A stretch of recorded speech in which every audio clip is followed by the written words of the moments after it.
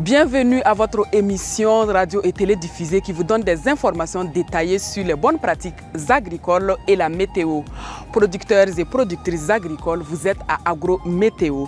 Cette semaine, on fait un zoom sur les bonnes pratiques d'utilisation des pesticides chimiques. Ils constituent souvent une solution de lutte contre les mauvaises herbes ou les ravageurs. Cependant, une mauvaise utilisation de ces produits présente des risques pour la santé et l'environnement. D'où la nécessité de se familiariser avec le mode d'emploi des pesticides chimiques dans ce numéro de votre émission hebdomadaire sur l'agriculture.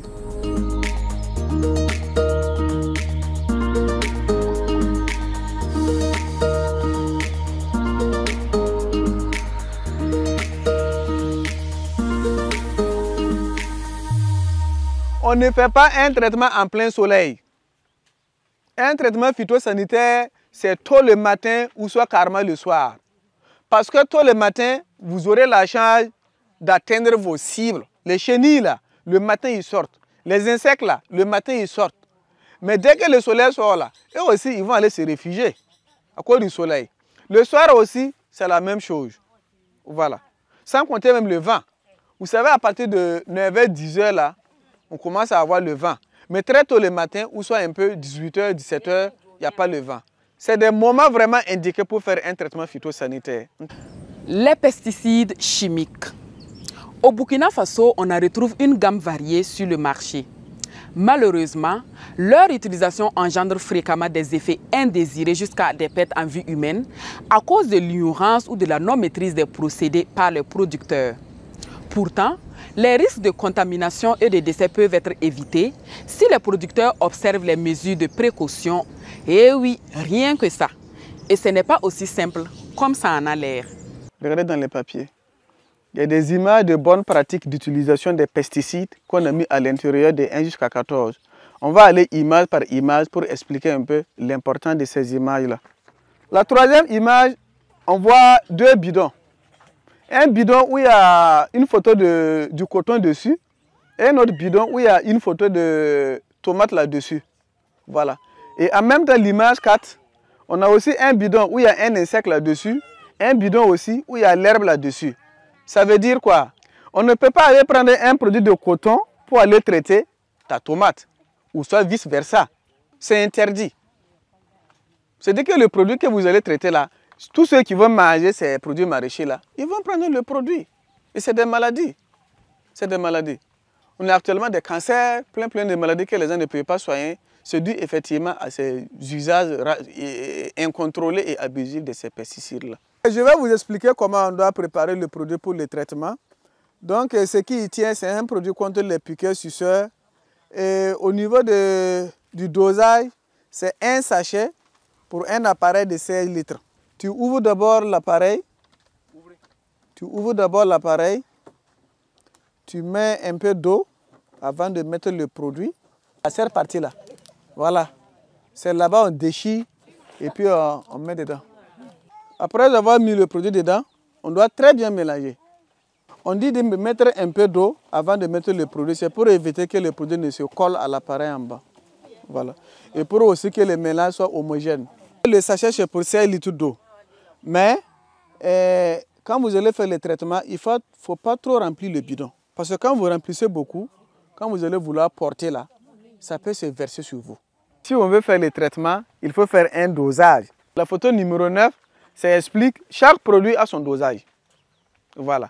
Il y a des herbicides, il y a des insecticides, il y a des fongicides. Et chaque produit est spécifique, chaque produit a un dosage. Normalement, l'herbicide, 1 litre c'est pour 1 hectare. Donc, il faut toujours lire la notice pour voir un peu le dosage. Sinon, c'est des dégâts seulement que vous allez causer. Parce que quand vous surdosez là, ça crée beaucoup de dégâts à l'environnement. Les emballages vides, on ne doit pas amener à la maison. Si on finit de traiter le produit, vous coupez, vous percez. Pour éviter que les enfants en fassent deuxième usage. C'est interdit aussi de brûler les bidons. Vous ne devrez pas brûler, vous ne devrez pas enterrer. Parce que quand vous creusez, vous enterrez là. L'eau qui descend avec les résidus des produits là, ça va jusqu'à croiser la nappe phréatique, l'eau que vous buvez là. Donc ça contamine encore l'eau que nous allons boire. Tu viens de finir le traitement et on doit entretenir l'appareil. Nous demandons toujours de ne pas laver ça aux abords des marigots. Parce que si vous lavez ça aux marigots, les résidus des produits qui restent là, vous allez verser ça dans le marigot et ce sont les poissons qui vont en pâtir et tous ceux qui prennent l'eau. Voilà. Donc, tu mets l'eau, tu rinces ça correctement. J'expliquais un peu l'avantage de pourquoi il faut laver l'appareil. Parce que le même appareil est utilisé pour traiter plusieurs produits différents. Si vous traitez avec les herbicides et vous ne lavez pas, les jours que vous allez traiter avec les insecticides, vous allez tuer tous vos plants. Puisqu'il y aura des résidus qui vont rester dans l'appareil. Voilà, ça y va aussi de l'entretien de l'appareil. Pour enlever l'habit, puisqu'on se dit que tu as traité, il y a le produit qui est sur l'habit, il y a des techniques pour se déshabiller, pour ne pas être en contact du produit. Donc, tu restes dans tes gants, tu commences à enlever les lunettes. Ces habits-là, on ne donne pas à madame de laver. Hein. Ces habits-là, c'est à toi-même de les laver, puisqu'il y a le produit dedans. Tu les laves correctement avec du savon avant d'aller rentrer à la maison. Valeureux producteurs et productrices du Burkina Faso, comme chaque semaine, votre émission vous donne des informations sur le bilan pluviométrique des 6 derniers jours, les prévisions des 6 prochains jours pour l'ensemble du territoire national, ainsi que des conseils agricoles pour vous permettre de mieux conduire vos activités agricoles. Voici donc le bilan de la semaine passée. Nous sommes en plein dans la campagne agricole humide. Les pluies sont plus ou moins au rendez-vous. Entre le dimanche 3 juillet et le vendredi 8 juillet, des pluies ont été enregistrées sur une bonne partie du territoire national avec une moyenne de 2 à 28 mm. Les plus faibles pluviométries ont été enregistrées dans des localités de la partie nord et de la partie est du pays avec des précipitations variant entre 2 et 11 mm. Les régions des cascades du centre-sud, des hauts bassins et du sud-ouest ont été les plus arrosées, avec des précipitations variant entre 14 et 28 mm de pluie dans certaines localités. Pour ce qui concerne les précipitations pour la période du 10 juillet au 15 juillet, notons que les pluies seront également faibles comme celles de la semaine écoulée. Elles varieront entre 5 à 28 mm sur l'ensemble du territoire. Des localités de Solenzo, Orodara, Sendou, Bobo-Dioulasso, Kaya, Sapui, Po, Manga, Tenkodogo, Wargaï, Pama, Diapaga, Fadangourma et Gayeri recevront les plus fortes pluviométries. Entre 12 et 28 mm de pluie, soit 120 000 et 280 000 litres d'eau par hectare, ce qui permettra la poursuite des activités de semis, d'amendement et de désherbage selon votre niveau d'avancement. Les détails sur les quantités de pluie peuvent être retrouvés sur la carte et sont mis à jour sur l'application de Plant Village Nourou que vous pouvez télécharger gratuitement sur Play Store.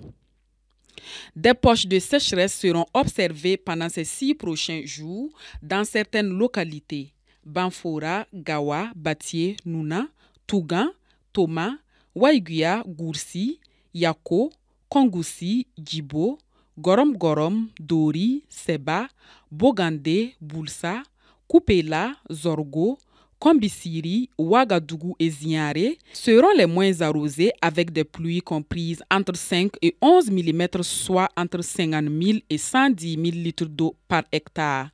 Vous pourrez avoir plus de détails sur l'application Plant Village Nourou.